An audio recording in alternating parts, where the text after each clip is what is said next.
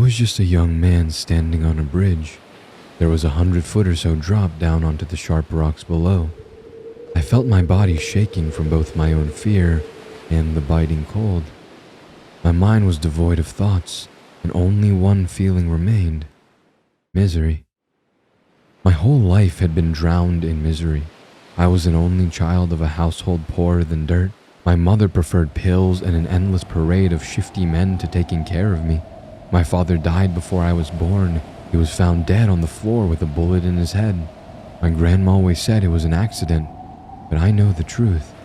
She probably was just trying to make me feel better, but I never took to being lied to for the sake of my feelings.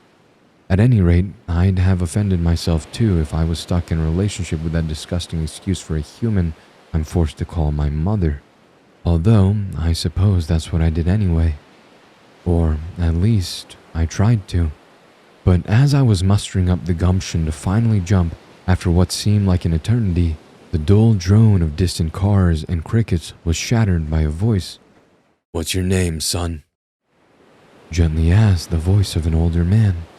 My whole body jerked in confusion. Hearing words were like a knife in my back.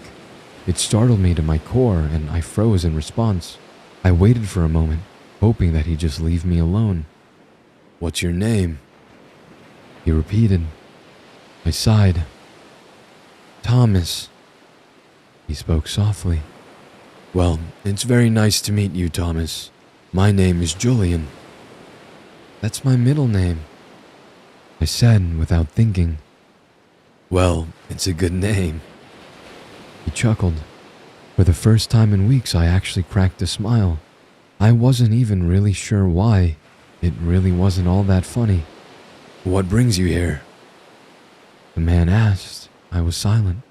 I had hardly even said to myself what I was doing there, and I wasn't about to share that information with a stranger.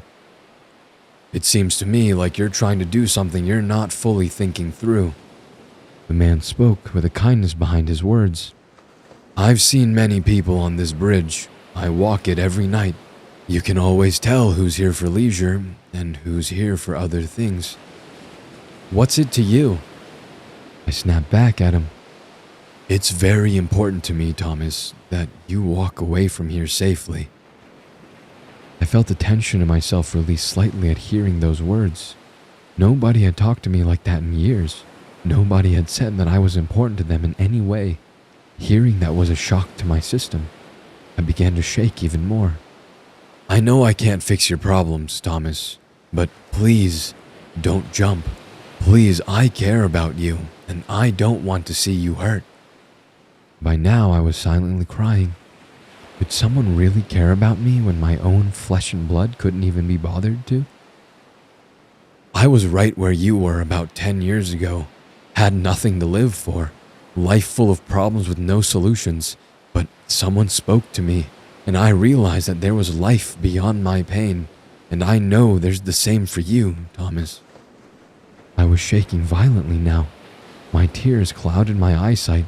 I didn't want to believe him, but the sincerity of his words cut me to my core.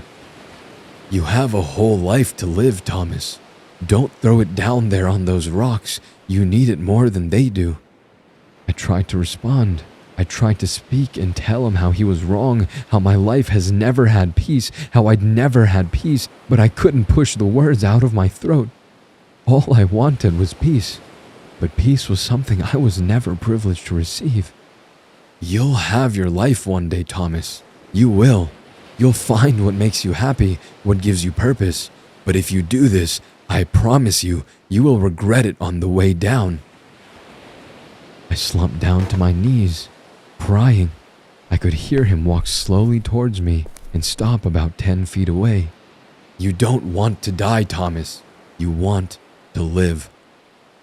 "Then what am I supposed to do now?"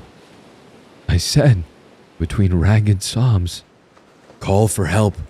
Live your life. You will find your peace, Thomas."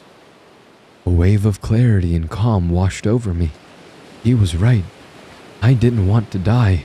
I never really did. I pulled out my phone and dialed 911. When I looked up to see the man that saved my life, there was nobody there. I looked around frantically. No one, just the night air and the sound of traffic. I ran away from home the next day, moved to the next town over, and lived with a friend from school that I had been pushing away for years. I explained everything that had happened to me, and thankfully, his parents let me stay for a while. I searched for Julian that lived in the town for months. I tried surrounding towns. Nobody walked there every night. I eventually came to the conclusion I had hallucinated him, or some process of divine intervention had happened. I really had no other explanation. But I still walked that bridge every night as a way to sort of honor him. I learned he really was right. You could always tell when someone wanted to kill themselves. I took it as my duty to save all those poor souls who couldn't bear with their lives. I owed it to whatever it was that saved my poor soul. Years passed and I continued to walk there through my life, improving, living on my own, after my marriage, even after my first child was born. All the while, hoping deep down I'd run into Julian. And it wasn't until one particularly cold night I realized I had already run into him, because I saw a young man standing on the bridge.